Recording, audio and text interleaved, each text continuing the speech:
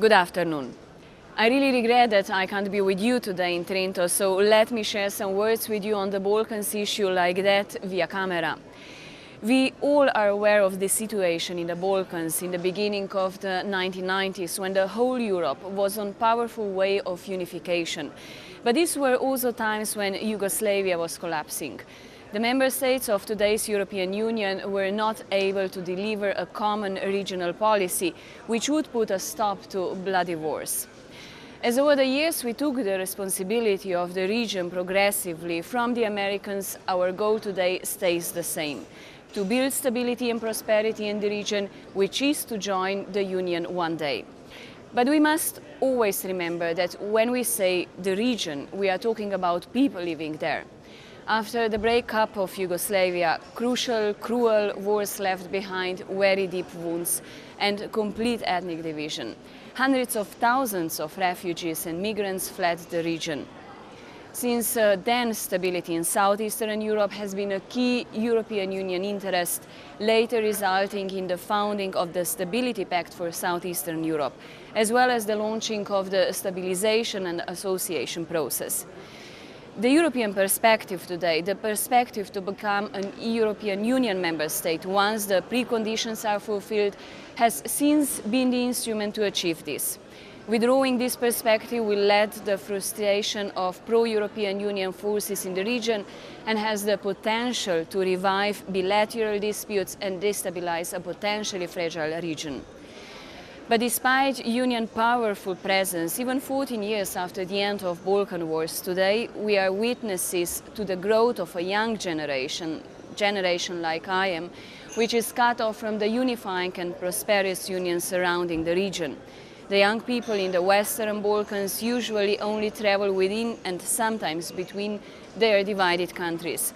They are hardly ever able to enter the European Union. The youngsters there know as much about Europeans as they do about Americans, and imagine that their strongest link with European neighborhood is internet and television. The Union, which is supposed to become their union, which pushes their administrations to reform, which wants them to believe that we are one European family, is still something very abstract for them. While our union strongly advocates the freedom of movement, we today observe a completely paradox. Namely, people in the region traveled freely during the times of the former Yugoslavia, but today need visas. The doors shut should not remain for them any longer. The Union strategy for the region as laid down in the Thessaloniki agenda guarantees European perspective to people of the Western Balkans, and in particular mentions visa liberalization. At the beginning of 2008, 5 years after signing the Thessaloniki agenda, the Slovenian presidency of country that I come from, made the issue of one of its priorities. Negotiations were launched. Till today, all 5 states of the Western Balkans negotiating the liberalization have made important progress. But unfortunately, only 3 of them can expect to see visa liberalization in the coming months. Bosnia and Albania do not qualify. As a rapporteur for visa liberalization for Western Balkans here in the European Parliament, I in some way agree with the judgment of the Commission. But we should keep in our minds that purely technical decision as such can have a very strong political impact, especially in the states of Western Balkans, namely Bosnia and Herzegovina, with today's extremely fragile political situation. Underestimation of growing political tensions is a risk of additional division in the region. Damage could be done not only to the regional cooperation, but also to these states internally. Croats live in Croatia and Bosnia, Serbs live in Serbia and Bosnia, and Albanians, as you know, live in Albania, Serbia and the former Yugoslav Republic of Macedonia. By prizing only some nations, we destabilize the region and cut the political and ethnical puzzles in even smaller pieces. I do not want to say that we should lower the requirements set by the European Commission, which were agreed, nor should we punish the best for the mistakes of those lingering behind.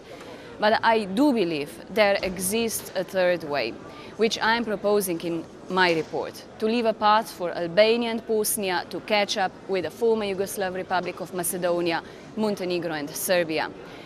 With my proposal here in the Parliament, which yesterday won a huge majority and support of my colleagues with 550 votes in favour, we will not leave any state behind and will not lose additional time for repeated lawmaking process. We really should send a clear signal to the citizens of these two countries to mobilize their governments to work hard so they can repair their own mistakes and delays and deliver the same quality as their neighboring countries. I do not need to repeat the warning about the political repercussions of the Commission's approach, as well as psychological damage it would cause among the citizens of Bosnia and Herzegovina and Albania towards European integration, also taking into account that in practice only one entire nation, the Bosniaks, Bosnian Muslims, will be left out of the process. We must also recall that when two states from the region, Croatia and my own country, Slovenia, became independent, visas were not introduced for their citizens. The second concern of my report is about Kosovo.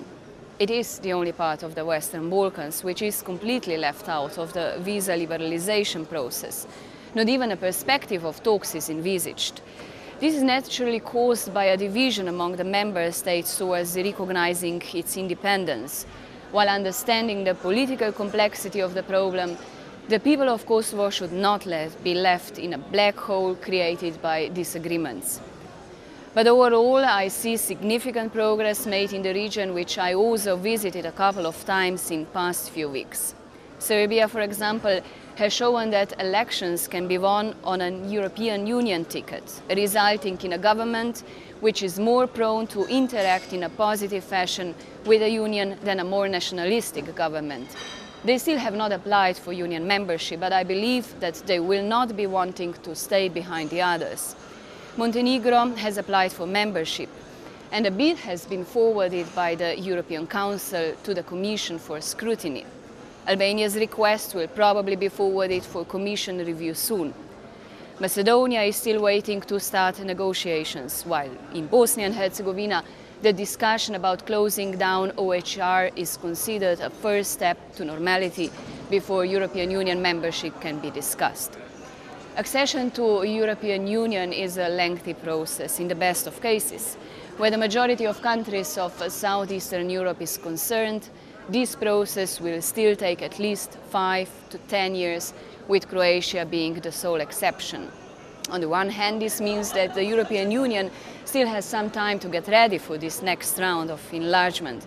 On the other, the perspective has to remain real in order to keep up the reform momentum in the region and strengthen the credibility and the leverage of the European Union. The governments in Southeastern Europe need something to show when the next round of elections come up. That is why I believe that visa liberalization is a first step towards European integration. And the roadmaps for visa liberalization are the best examples of this. With the offer of free travel to the European Union, the necessary reforms were implemented in a relatively short time in several countries, Macedonia being in the lead with Serbia and Montenegro following, while Albania and Bosnia and Herzegovina still have some work on their hands. This is a case when benchmarks and conditionality have worked extremely well. The huge support for my report in plenary is a clear political message, but I see this just as a first step. We have to fight further. This is our political responsibility to carry out this process. It is about people in our direct neighborhood. It is about people-to-people contact, the quality of their lives, closer contacts, and better economical cooperation. If we really want to integrate all the countries of the Western Balkans in the European Union, the younger generation in particular has to have a chance to travel, to learn about it. Staying behind closed doors for too long can only strengthen nationalism and deepen ethnical divisions, which before the wars were practically non-existent. Thank you very much to all of you for your attention, and I wish you very best, particularly in finding a right path, a European one, for our neighboring Balkan friends.